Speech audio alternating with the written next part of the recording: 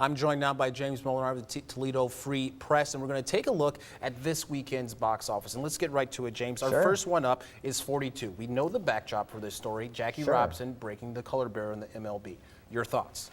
Yeah, it's a great week to be a baseball fan. Maybe not for the fair weather fans, but if you are a fair weather fan, it's great to go to the box office at the theater because you don't have to suffer through that cold and the rain. And this one is a really enjoyable movie. I'm not a huge fan of sports movies because a lot of times I think you've seen everything that there is to see, but this one is a really enjoyable movie. I gave it 4 out of 5 stars, and as you mentioned, it follows baseball's great Jackie Robinson, his beginning and how he started, and he worked his way up to the majors with the Brooklyn Dodgers.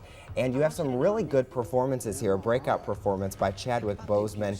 Harrison Ford, as you see there, also really good. The last movie we saw him in was Cowboys and Aliens in 2011. And also the wife of, so Mrs. Robinson, Nicole Beharie, she also does really well in this movie. And I think having actors that you don't quite recognize play these bigger characters is really enjoyable because you're not bringing any preconceptions with you if someone like Denzel Washington played this character. Absolutely, and I like that you said you liked it because sometimes with movies like this, especially with such a historical story, they try to shoot too far and they miss. So it's good to see that they got it right this time. All right. I will say it is a little saccharine at times. It's, you know, it's that story of kind of making an athlete a hero, and I think they do very well at showing that, but at the same time, it is a little syrupy. Good to hear. We'll move on to the next one. It's the 5th installment of the pop culture parody, The Scary Movie, and there's got to be a reason they keep making these. People obviously keep going to see them. Yeah, I mean, none of the critics have seen them, but what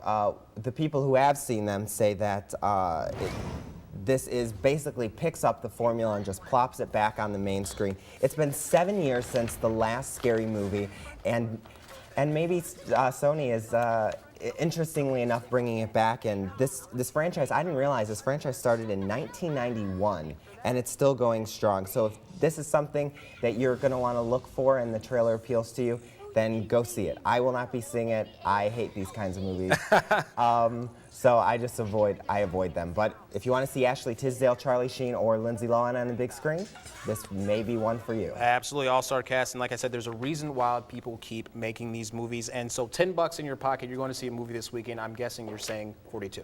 I'm going to see 42. Nice and warm, and you know, don't have to you enjoy the great sport without having to freeze. All right, thank you very much, James.